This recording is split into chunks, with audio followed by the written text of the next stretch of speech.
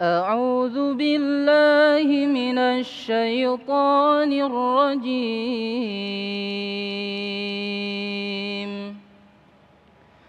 بسم الله الرحمن الرحيم.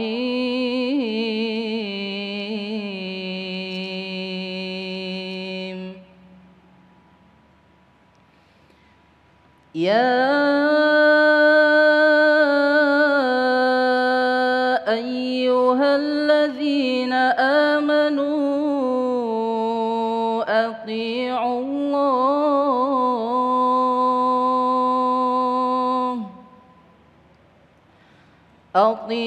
الله وأطيعوا الرسول ولا تبطلوا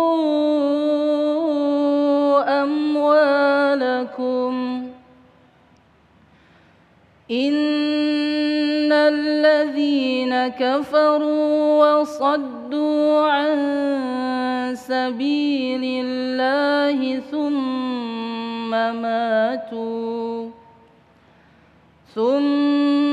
ماتوا وهم كفار فلن يغفر الله لهم فلا تهنوا وتدعوا إلى السلم وأنتم الأعلون والله معكم ولن يتركم أعمالكم صدق الله العظيم.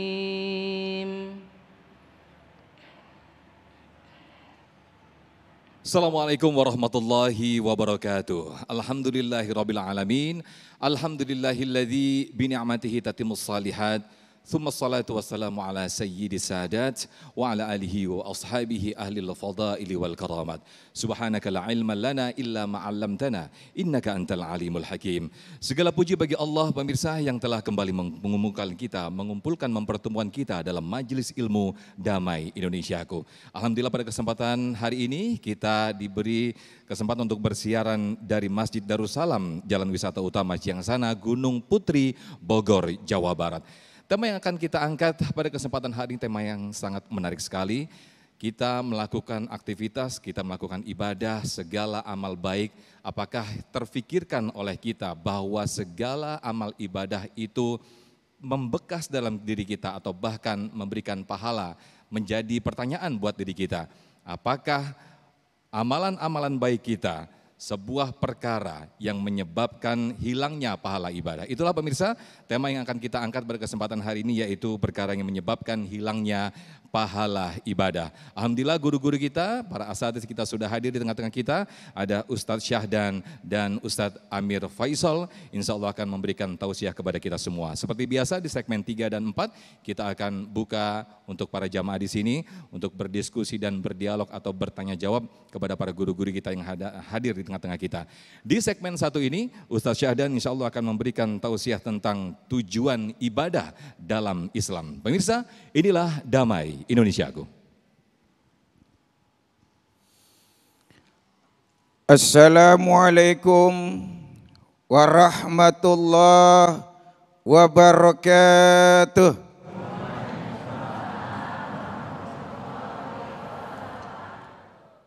Bismillah walhamdulillah.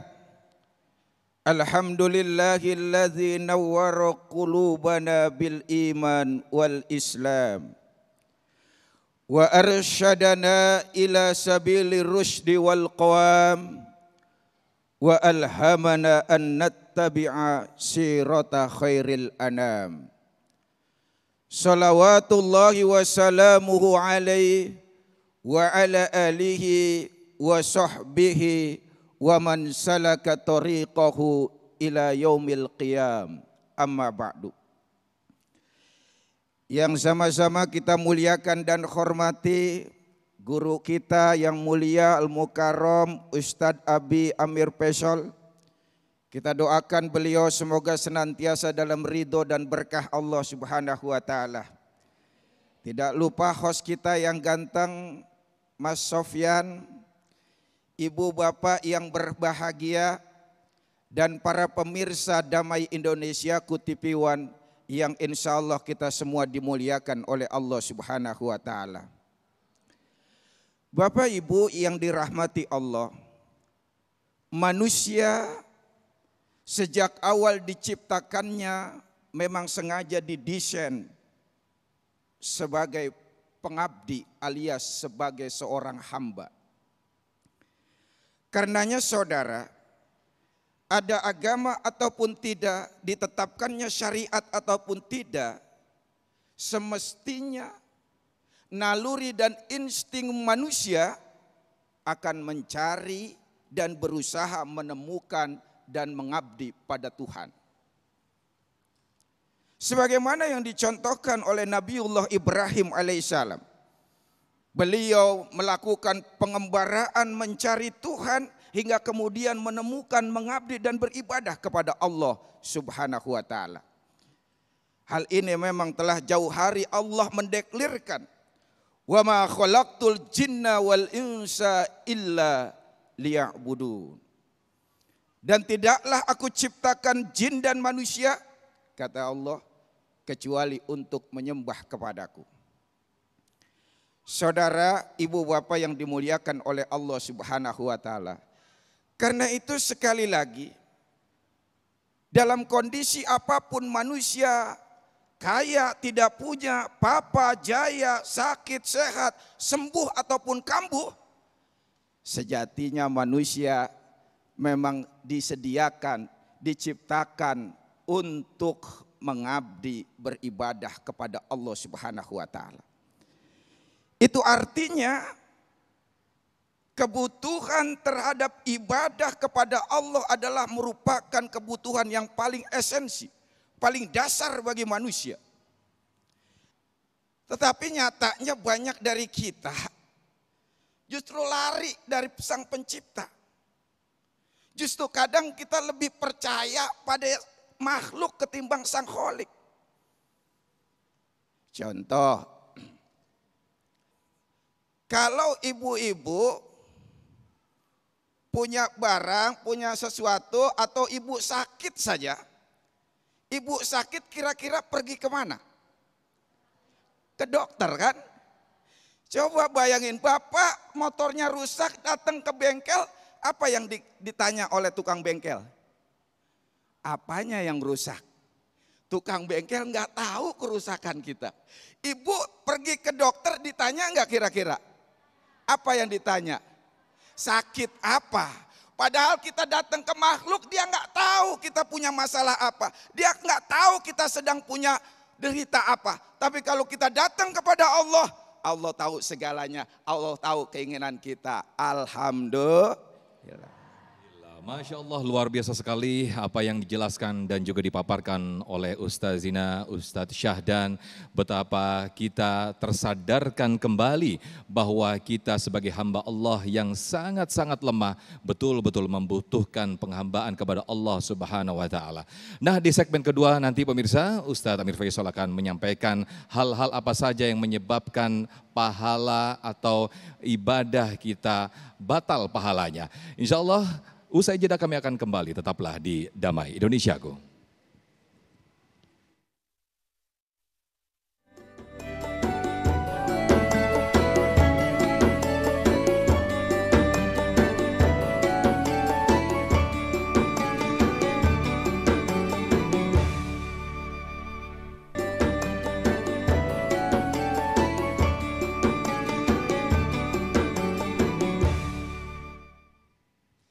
Baik pemirsa, Anda masih di program Damai Indonesiaku. Setelah kita tadi mendengarkan pemaparan dan tausiah dari Ustadz Syahdan, betapa kita sebagai hamba Allah betul-betul butuh untuk beribadah kepada Allah Subhanahu wa Ta'ala. Lalu hal-hal apa saja yang membatalkan pahala ibadah kita?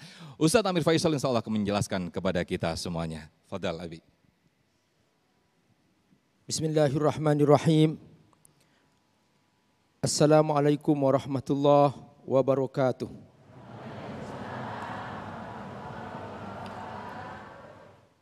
Alhamdulillah, wassalatu wassalamu ala rasulillah wa ala alihi wa sahbihi wa mawala. Yang Allah muliakan guru kita semua, Ustadz Syahdan.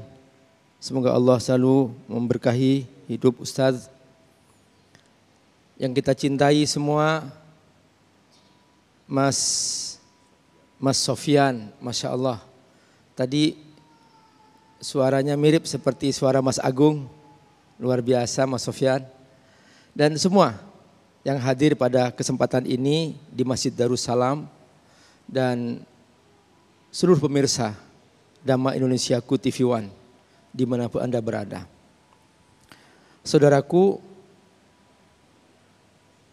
hidup ini untuk amal. Iyyaka na'budu wa iyyaka nasta'in. Amal ada dua. Pertama, ibadah, iyyaka na'budu.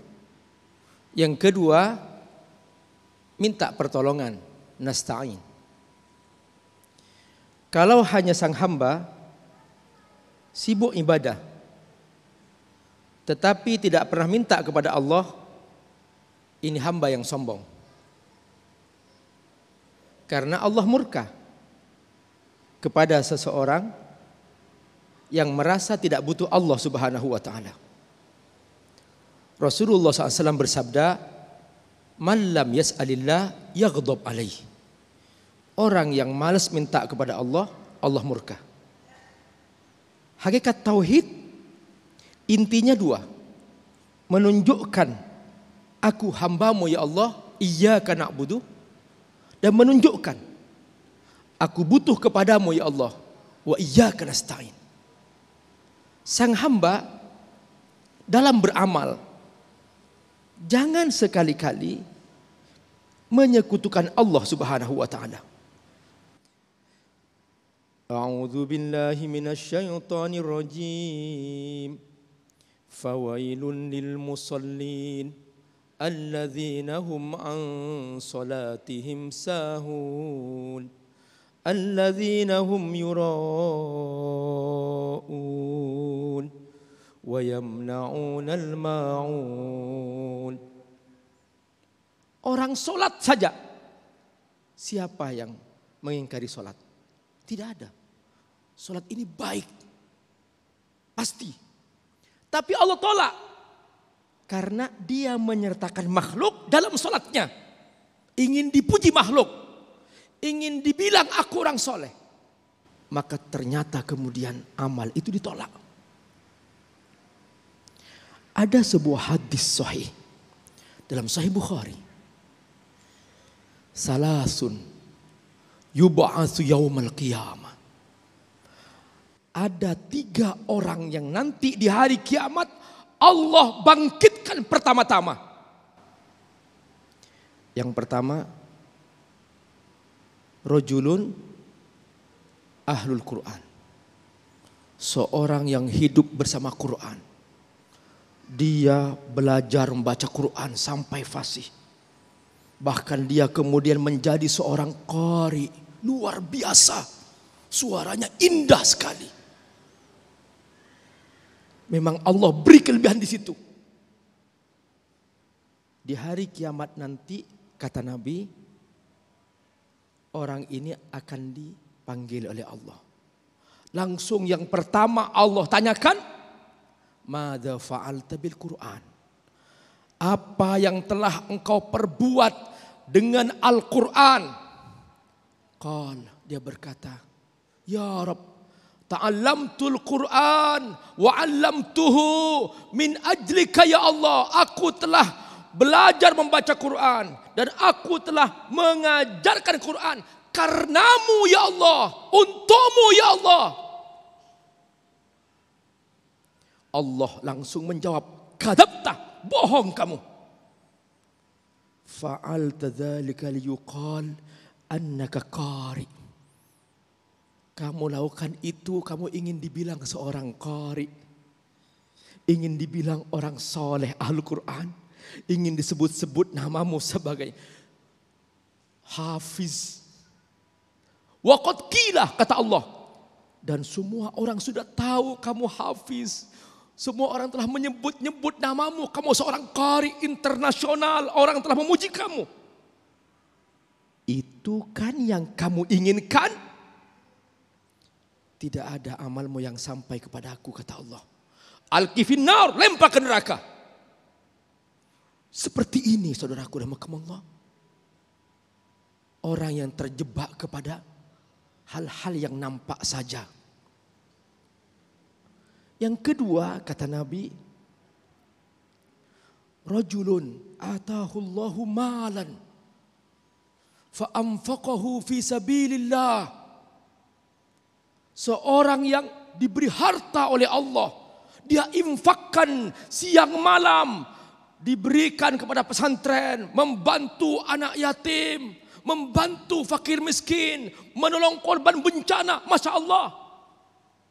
Ketika nanti dipanggil oleh Allah di hari kiamat, yang pertama Allah tanyakan, madza fa'alta bimalik? Apa yang telah kau perbuat dengan hartamu itu? Aku sengaja menitipkan harta itu kepadamu, kata Allah. Apa yang kau perbuat? Dia mengaku dengan lisannya. Karena waktu itu memang masih dibuka Allah lisan. Sebab nanti tiba saatnya ada orang yang memang dia lidahnya sudah ditutup oleh Allah. Yang berbicara tangannya. Karena dia berdusta terus. Nah ini masih dibuka oleh Allah. Diberi kesempatan untuk dia menyampaikan dengan lidahnya. Dia berbohong di depan Allah. Disangkanya Allah tidak tahu isi hatinya. Apa kata Allah? Aku tahu apa yang kamu lakukan. Dan kamu tidak berbuat untuk aku.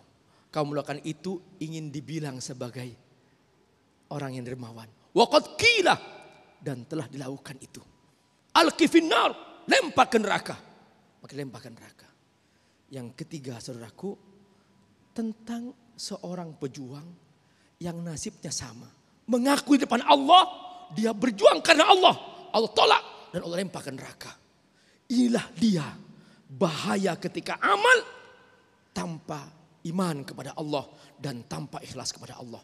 Tertolak sebesar apapun itu amal. Ditolak oleh Allah subhanahu wa ta'ala. Masya Allah, luar biasa sekali. Suatu jadi muhasabah bagi diri kita sendiri. Bahwa satu menjadi perenungan tersendiri bagi diri kita sendiri. Bahwa apa yang dipaparkan oleh Abina Ustadz Amir Faisal tadi. Segala amalan-amalan yang kita lakukan, jangan-jangan ini merupakan syirik kecil bagi diri kita atau bahkan ujub yang terselubung atau tidak sadar kita alami selama ini. Inilah ternyata yang justru membatalkan pahala-pahala ibadah kita. Nah saya yakin pemirsa di segmen 3 dan juga 4 nanti banyak sekali pertanyaan-pertanyaan khususnya para jamaah yang ada di sini mengenai amalan-amalan saja apa saja yang justru itu membatalkan pahala kita. Tetaplah bersama kami di Damai Indonesiaku.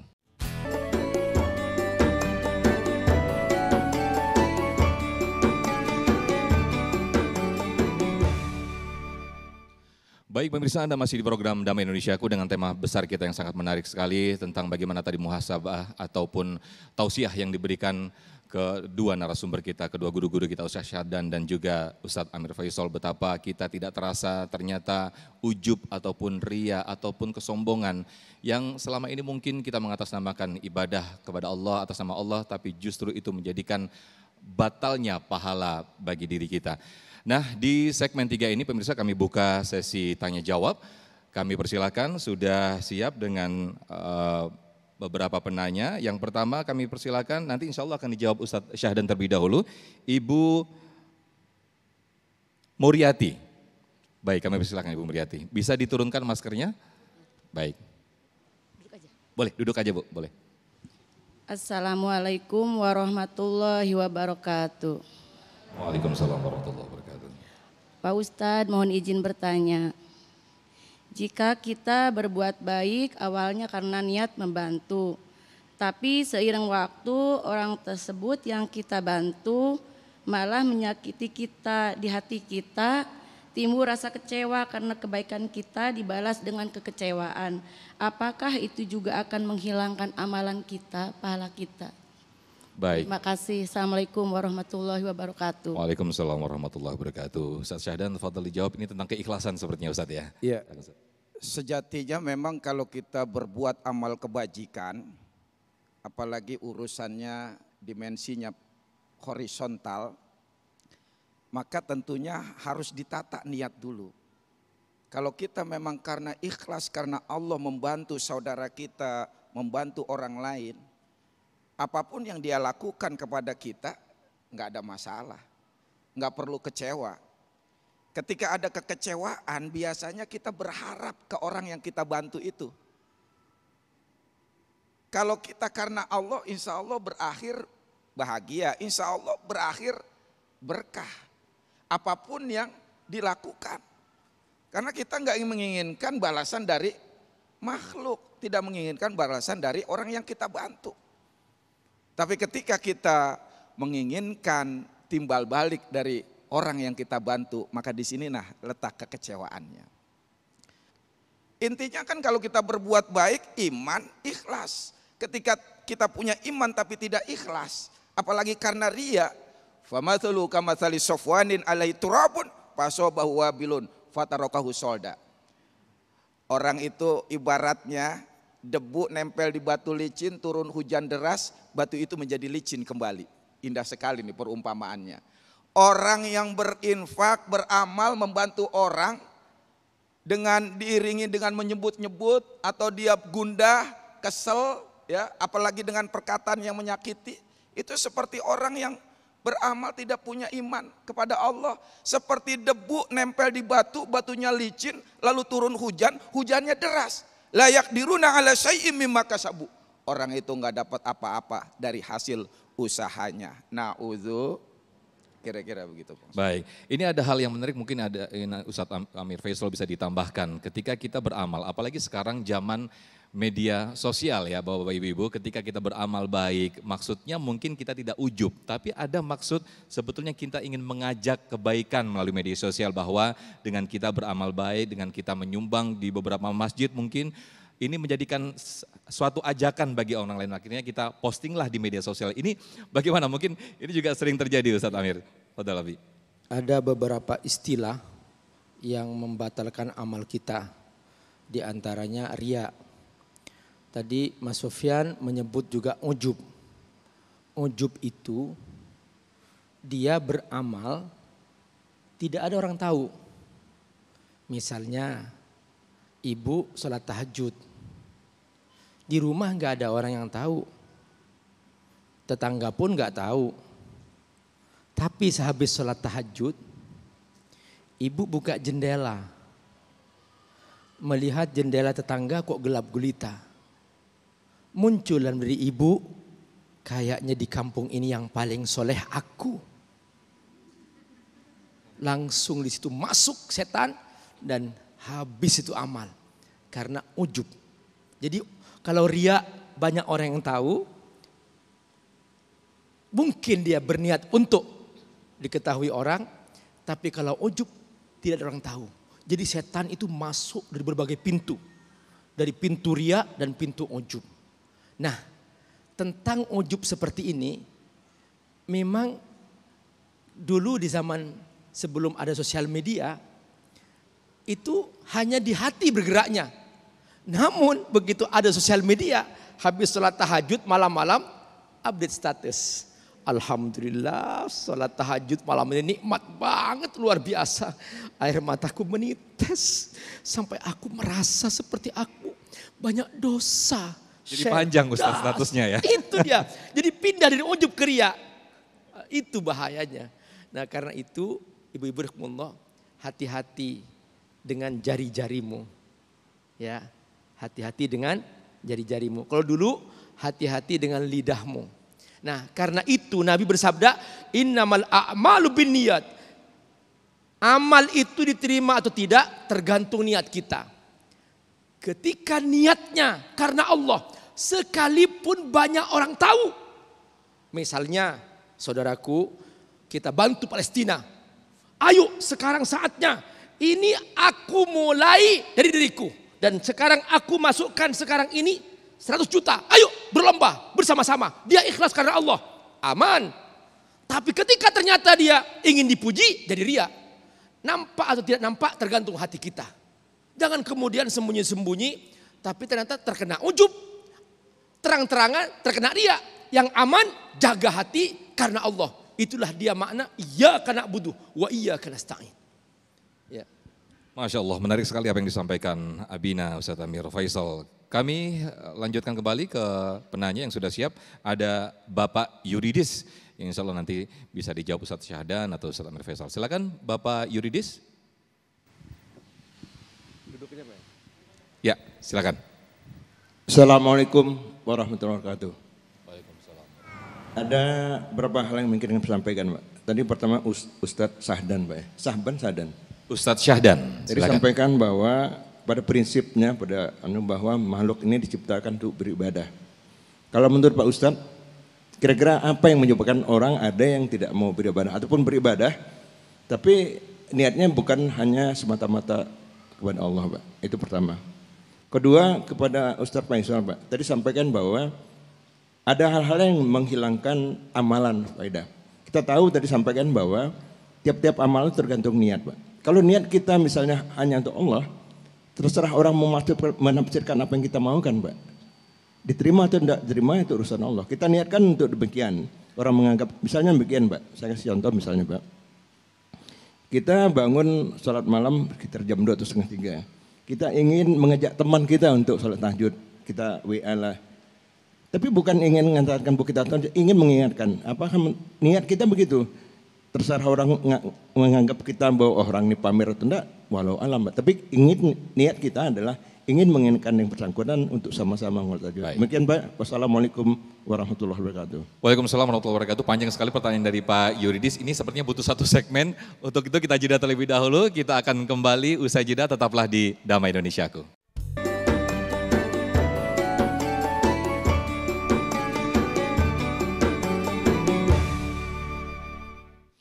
Baik pemirsa, Anda masih di Damai Indonesiaku menjawab 2 pertanyaan yang disampaikan Pak Yuridis tadi. Ada 2 pertanyaan langsung Ustadz. Yang pertama kami tujukan ke Ustadz Syahdan tentang amal ibadah ketika niat tidak ditujukan kepada Allah Subhanahu wa taala ya Pak Yuridis ya. Silakan Ustadz Syahdan. Iya, memang kenapa orang tidak mau beribadah kepada Allah, tentu yang pertama hidayah. Yang kedua biasanya disebabkan oleh hawa nafsu, angkara murka, egois. Ya, dia tadi takabur, ya, bisa juga karena faktor egois, ya, faktor angkuh merasa dia tidak butuh terhadap sang pencipta, dia tidak butuh terhadap pihak lain. Makanya orang yang seperti ini malas, kalaupun melakukan biasanya dia ada maunya, ya, pengen naik jabatan. Zikirnya intens. Begitu dapat jabatan, kelalen. Pengen dapat rizki, baca waqiah setiap hari. Giliran melimpah rizkinya, waqiahnya hilang, dibuang. Na'udzubillah. Na'udzubillah. Baik Ustadz Amir Faisal, bisa dijawab untuk pertanyaan yang kedua tadi yang disampaikan Pak Yuridis. Silakan Ustadz. Ya, tadi Pak Yuridis bertanya, bagaimana kalau aku berniat karena ingin ngajak teman. Nah ini keajaiban niat. Jadi ada sebuah kaidah dalam niat, ya. Amalun wahidun biniyatin muta'addidah laha iddata ajr. Amal satu dengan niat yang banyak, maka dapat pahala yang banyak. Misalnya, ibu hari ini datang ke pengajian. Niatnya banyak. Pertama, aku ingin cari ilmu. Ini pahala. Niat yang kedua, aku ingin mempererat persaudaraan dengan teman-temanku. Pahala lagi. Yang ketiga, aku ingin supaya diampuni dosa-dosaku. Karena kalau duduk di majelis ilmu, Allah menjamin akan diampuni dosanya. 4 sudah. Itu keajaiban niat. Nah, sepanjang niat itu tidak salah. Yang ditolak oleh Allah kenapa? Niatnya salah. Aku ingin dibilang orang soleh. Salah sudah. Udah batal. Nah ketika Bapak Yuridis tadi itu, aku mengajak orang bertahajud supaya aku kebagian pahala dakwah Pak Ustadz. Ini termasuk dakwah. Dakwah diperintahkan Allah. Maka itu tidak merusak amal. Justru itu menambah amal. Yang seharusnya Bapak dapat satu pahala dengan tahajud yang Bapak kerjakan malam itu. Bapak dapat beribu-ribu pahala. Karena yang Bapak ajak 1000 teman salat tahajud di-share. Teman-teman, ayo salat tahajud malam ini. Bapak ikhlas, gak ingin dipuji orang, enggak. Tapi ayo, aku ingin menjaga teman-temanku jangan sampai tidak kebagian tahajud malam ini. Apalagi malam ini, malam yang berkah, malam Qadar. Ayo bangun, misalnya begitu. Subhanallah, Bapak ternyata yang bangun malam itu 1000 teman-teman Bapak. Lihat rekening pahala Bapak, langsung ada 1000 pahala salat tahajud. Itulah untungnya berdakwah.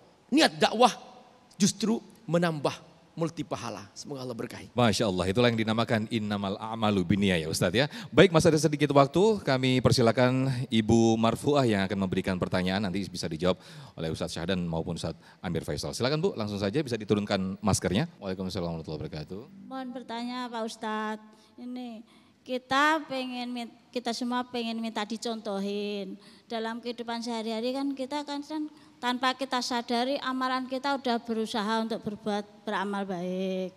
Terus katanya di sini amalannya kok nggak diterima, pahalanya hilang. Gimana caranya? Apalagi dalam menghadapi kehidupan sehari-hari ini, minta dicontohin biar amalan kita berusaha untuk biar diterima sama Allah gitu. Baik. Terima kasih Pak Ustadz. Baik, terima kasih Ustadz Syahdan, Ustadz Amir Faisal, silakan mungkin dicontoh atau yang lebih aplikatif begitu Ustadz Syahdan ya, silakan Ustadz. Ya, tadi sudah banyak dijelaskan oleh guru kita sebetulnya bagaimana supaya amal ibadah kita diterima. Urusan diterima memang hak prerogatif Allah. Nah, yang langkah awal adalah bagaimana kita perhatikan amal ibadah kita ini syarat-syaratnya. Syarat-syarat sahnya, kalau ibadah mahdo, sholat, zakat, puasa dan seterusnya, itu syarat-syaratnya udah syarat sahnya ibadah itu udah terpenuhi belum? Kalau udah terpenuhi, yakin ya kita berharap kepada Allah, mohon diterima, berharap-harap cemas, ya kan? Tentu tidak boleh kita jasman pahala saya diterima, begitu tidak, ya. Tetap kita antara roja dan khauf begitu. Nanti dijelaskan lagi bagaimana ya. Ustadz Faisal. Baik, sedikit saja Ustadz Amir. Tadi Ustadz Syahdan menyebut penuhi syaratnya amal.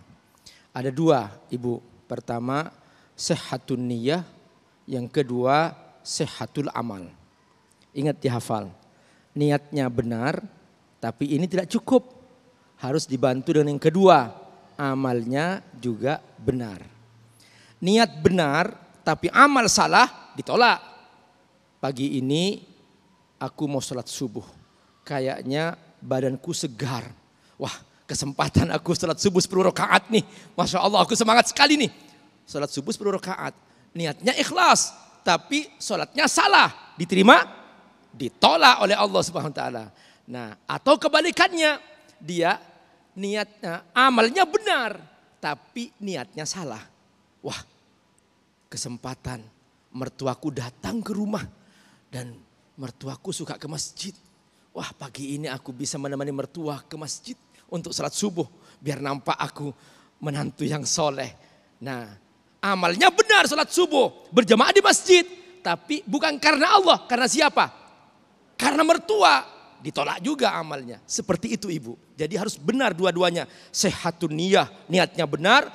Wa sehatul amal, amalnya harus juga benar. Ya. Masya Allah, suatu pemaparan dan juga tausiah atau suatu ilmu yang luar biasa sekali yang kita dapatkan pada siang hari ini tentang betapa pentingnya sebuah niat ketika kita beramal ibadah, sehingga amal ibadah itu insya Allah akan menjadikan pahala yang insya Allah menjadikan tabungan-tabungan di akhirat kita kelak nanti. Baik pemirsa, kita sudah tiba di penghujung acara. Akhirnya saya Muhammad Sofyan pamit undur diri mewakili kru yang bertugas. Wassalamualaikum warahmatullahi wabarakatuh. Ya, Bapak Ibu, kita menengadah kepada Allah, kita memohon agar Allah mengampuni kita semua. Hamdan syakirin, hamdan na'imin, hamdan yuwafi na'amahu yukafi'u mazida. Ya Rabbana lakal hamdu kama yanbaghi li jalali wajhikal karim wa 'azimi sultanik. La ilaha illa antal ahadus samad alladzi lam yalid wa lam yulad wa lam yakun lahu kufuwan ahad. La ilaha illa antal hayyul qayyum. La ilaha illa antas syafi la shifaa illa shifauk shifaan la yughadiru saqama. Ya Allah, ampuni kami. Engkau Maha tahu isi hati kami. Tidak mungkin kami bersembunyi darimu. Bersihkan hati kami dari penyakit riya, penyakit ujub, penyakit sombong, penyakit dengki. Ya Rabb, terimalah amal-amal soleh kami. Jauhkan kami dari maksiat dan dosa-dosa. Jangan sampai kami beramal dan Engkau menolaknya, ya Rabb. Ya Allah, Engkau Maha tahu isi hati kami. Ajari kami agar kami selalu ikhlas kepadamu. Ajari kami agar kami selalu istiqomah di jalanmu.